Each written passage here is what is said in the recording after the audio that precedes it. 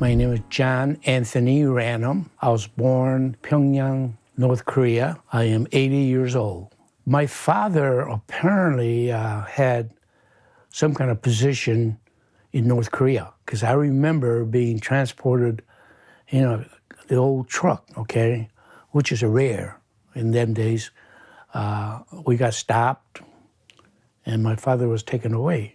As I recall, there were some gunshots. I never saw my father again. So in back of my mind, I know he was, he passed away. My mother and I then proceed on with other refugees, and she was pregnant. And she gave a birth to a little boy. I forget his name.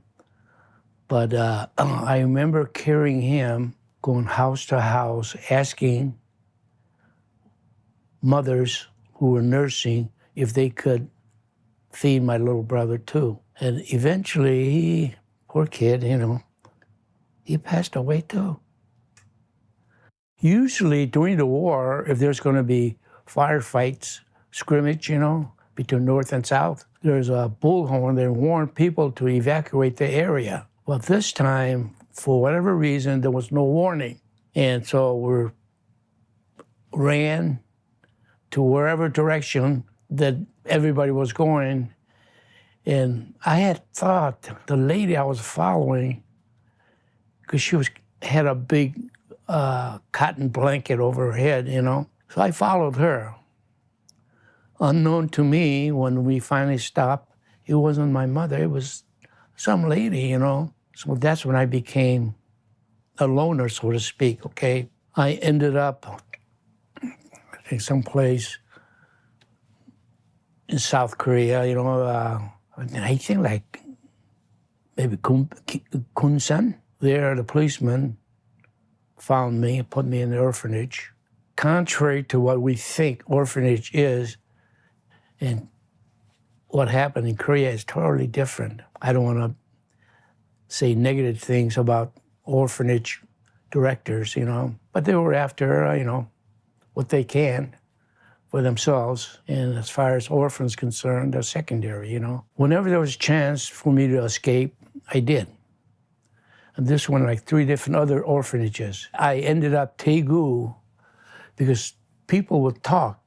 Daegu people are generous, even though the mainstay seems to be barley rice, but they're generous. So I lived by bombed out building at Daegu train station, which I found out later on when I visited there, still there.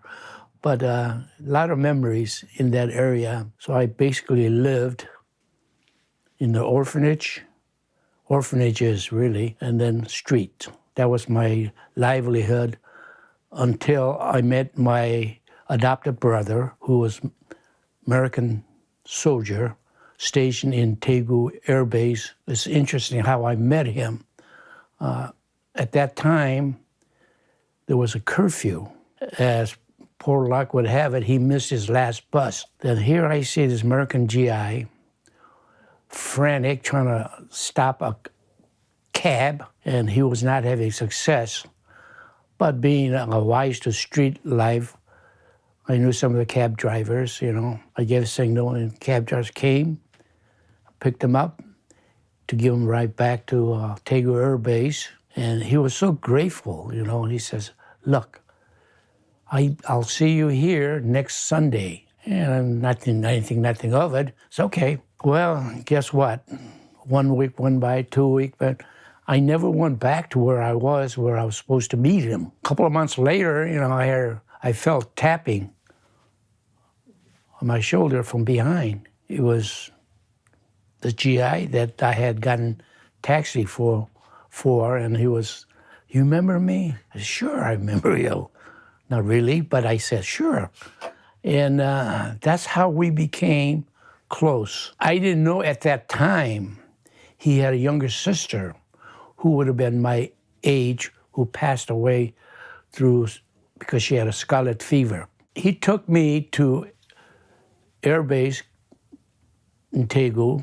Basically, he concealed me under his raincoat, and I went through the gate, and next thing you know, I'm sleeping in the same barracks as American GIs. Of course, I made lots of friends there, and that's how I lived on Airbase for almost 2 years. I had not known this, but he had written to his parents, Guy and Bertha Ranum, living in Lockport, Illinois. They were interested in adopting me and basically replacing the little girl they lost who would have been my age. It was a long process. It took 2 years for the paperwork to go through. Then I left Korea September of 1955 to come to the States. I was 10 years old when I left Korea, came here on Northwest Airline and landed at Seattle, Washington, where I was processed in as a immigrant. Then from there, I came to Midway Airport in Chicago. And my mother, my brother, and my sister came to see me. And then got in a nice car. It seems like we drove forever to get home. I had my own room. I had to eat bacon and eggs, whether I like it or not, and a glass of milk every day. Went to Catholic school, grade school, didn't know how to speak or read. I went to Catholic school. I finished 8 years schooling in 4 years, okay? Then I went to normal high school. I went to St. Cyril's Methodist School in Lamont, and subsequently, all my friends from that school went to Lamont High. So that's where I graduated from Lamont High. I graduated in 1963. I went into the Air Force with hope maybe one day I would have a chance to go to Air Force Academy. It was a good opportunity for me to get an assignment to Korea. I looked for my mother, whom I haven't seen for a number of years, I got assignment to Osan Airbase. I didn't speak Korean. I'd forgotten how to, I could say 안녕하세요, stuff like that, but I couldn't carry on conversation. But when my commander found out that I was Korean American, maybe we could use an investigation section.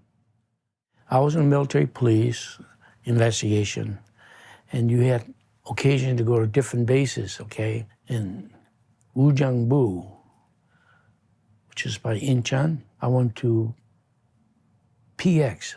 I caught a beautiful lady, wow. My immediate reaction was, why would a beautiful lady like you work in American base? I was too bashful to, introduce myself. If things would have it, she transferred to Osan Air Base, where I was. Very, very well-mannered, unbelievably cultured. She wouldn't go out with me at first, but with persistence, she did. We liked each other. Eventually, I proposed, she accepted, we got married. We have good life, and God's been good to my wife and I. I'm proud to be American. Proud to be Korean American. I was given an opportunity to come to States, America, never realizing that I would have 3 beautiful daughters, well established every which way, and 5 grandkids, all good students. I spent 8 years in the Air Force, United States Air Force. Met a lot of good friends, lost a lot of good friends through Vietnam War. I still have bad memories, but life must continue. I know that. Continue on with wholesomeness. Believe in God. That's most important. Even though we have not seen God, but in our hearts, we know He exists. My name is Anthony Ranum.